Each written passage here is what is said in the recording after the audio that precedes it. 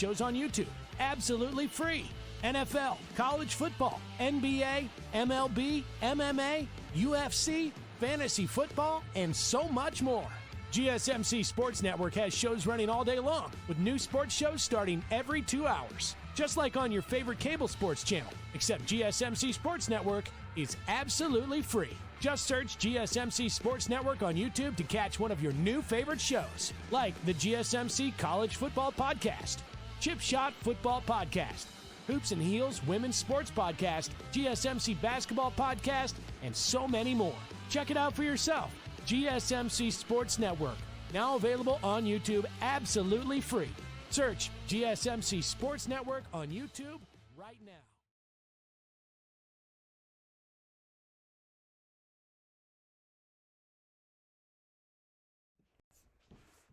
Welcome back. Welcome back to the GSMC Dead Ball Sports Podcast, hosted by GSMC Sports Network. I'm your host, Nolan Jamber. First two segments we touched on NBA, talked about the playoffs, the games previewed tonight, and recap the games from this weekend. This segment, stick with the NBA. We're talking about the NBA lottery tonight. After this, we're going to the NFL. We're talking rookie camp, mini camp, and then we're going to Trey Hendrickson, talking about his situation over there in Cincinnati. So let's just get started. Let's just talk about it. NBA lottery tonight. The NBA lottery, this is where the teams decide, who they're going to pick, the order they're going to go in. And it's tonight. It's going to be at 7. It's going to happen at 7. Watch it on ESPN, I'll let you know if you're going to watch it. You watch it tonight, 7 p.m. Eastern time, 4 p.m. Pacific time. I always say specific Pacific time, 4 p.m. Pacific time on ESPN. So, who are the top, the teams that are going to, possibly get the number 1 overall pick. Who's going to be, who's going to get Cooper Flag? It's the Cooper Flag sweepstakes. Who's going to get them? It's going to be between these 3 teams. It is between the Jazz, the Utah Jazz, the Washington Wizards, and the Charlotte Hornets. They all have the same percent chance, 14%, to get the first overall pick in Cooper Flag. But, there's more guys than Cooper Flag. There's a lot more players than, Duke's Cooper Flag. Even though he's, the most valuable player in the draft, there's a lot more players than Cooper Flag available. Obviously, one of my favorite players, Ace Bailey. No, I won't say my favorite player, but one of the best players in the draft, Ace Bailey, out of Rutgers. Phenomenal guard. He was phenomenal for them all season long. The Rutgers didn't have the best record. They didn't make March Madness. Whatever. That doesn't matter. If you watched Ace Bailey play, you would see how good he was as a player. He was a phenomenal player. That's all I got to say. One of the best guard, possibly top 3 guard in college basketball this year on a poor Rutgers team. If he was on, a better overall team, let's just say he was on Michigan State. I'm just throwing it out there, just because why not? They would have, Michigan State probably would have won the national championship. Ace Bailey is that good of a player. But there's also more players than that. One guy comes to mind from Baylor, VJ Edgecombe. He, another guard, a lot of great guards in this draft. But 6'5" guard out of Baylor, he's 19 years old, super young. So, he could. Sorry, I got a little itch in my eye. He can fall to any one of those teams. He's that good. He's a great player for Baylor. Baylor also, themselves wasn't, the best team in the world this year, but he was still, that good of a player. A lot of great players in this year's draft, but, there's just too many skill players to go around. There's just always going to be last year's draft is an exception. That draft last year was just, I'm going to say it was a very weak draft. It wasn't the best draft, but there's still just so many, players. This draft, there's just so much potential, so many, I guess you could say talent. There's so much talent in this year's draft. It's insane. But, yeah, a lot of other teams can 100% get the first overall pick too. New Orleans, they're only, they're 12.5% chance to get the first round pick. That's first overall pick. That's really close. The Pelicans can still get that as well. I imagine that Cooper Flag times Zion combo two Dukes, two Blue Devils, two first overall picks. That'd be a good combo. Philly, they have a 10% chance. I mean, imagine that. Cooper Flag, Tyrese Maxey, Jerry McCain, Paul George, and Joel Embiid in the same floor together. Oh my gosh, that would feed generations. If you're a Phillies fan, that'd be insane. So, and there's a lot of players that they could fall. There's a lot of players that a lot of teams they can go to. A lot of players are available. I mean, that's all I can say. There's a lot of players that are available to make a big impact. And this draft is probably one of the most stacked drafts we've had in I'm not sure how long. Better than last year's for sure. I would say better than 2020. This is probably one of the best drafts talent-wise since 2021. Also, yeah, 2021 was the best draft sent in the 2020 so far, and this is the second best. There's just so much talent available. 2021, you had obviously Cade Cunningham, Jalen Green, Sengun, Jabari Smith. There's just so many players available in that draft that have made immediate impacts, and this draft can be absolutely the same. There's just so much upside in this draft.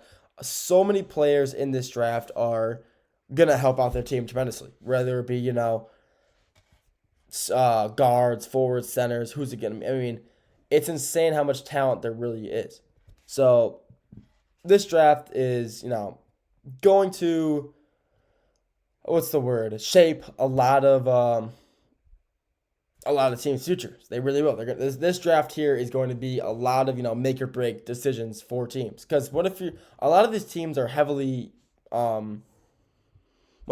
heavily hoping. I guess you could say they're hoping they get Cooper Flag, but like I said, there's a lot of other guys available. Maybe they're not going to be a generational player like Cooper Flag.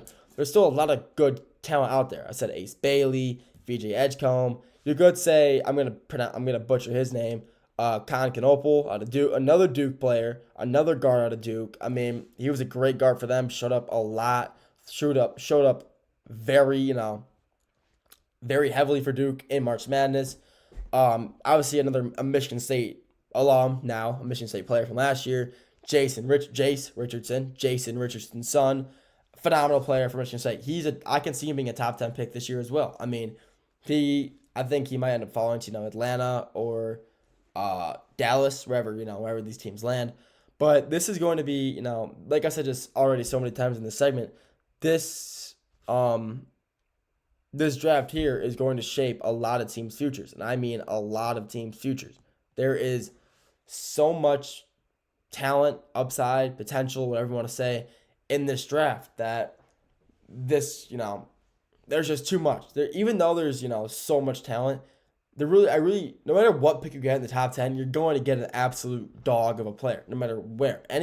There is so much talent in this year's draft that you can be a top 10 pick or a top 15 pick, whatever, 16, and you're still going to get a great player out of whatever school you desire. There's just that much talent. You can get a big, a forward, a guard, it doesn't matter. There's just so much talent in each position of this year's draft that your future, even if you don't get the Cooper Flag sweepstakes, even if it doesn't work out for you, you'll be fine. There is just still so much talent that it doesn't matter. It really doesn't. So yeah, like I said, who do I think he's going to get the first overall pick? Talk about that a little bit. So like I said, the top 3 picks as of right now, they all have a 14% chance of hitting, which is the Charlotte Hornets, Utah Jazz, and Washington Wizards. But who do I think would fall? Who do I think would be the best fit for Cooper Flag? I guess we'll talk about that. Who would have the best fit for the Cooper Flag out of those 3 teams? Honestly, I'm gonna say the Utah Jazz. I think the Jazz with Cooper Flag would be one of the honestly a very, very dangerous team. Jordan Clarkson, Walker Kessler, Cooper Flag. That would Kyle